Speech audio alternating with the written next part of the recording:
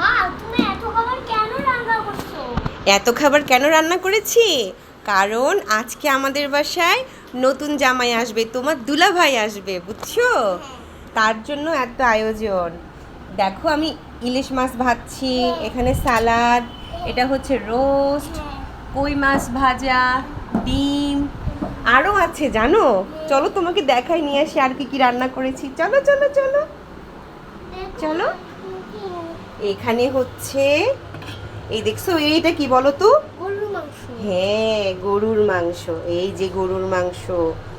আর এটা হচ্ছে খাসির মাংস। হ্যাঁ।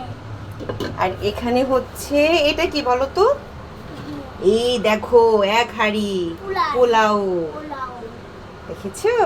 মা, ছবিটা দেখি না। তুমি কি হ্যাপি হয়েছো? হ্যাঁ। আজকে ভাইয়া আসবে, সুন্দর করে সবার সাথে কথা বলবে, ঠিক আছে? না, মা, সুন্দর করে খাওয়া দাওয়া করবো আমরা, ওকে?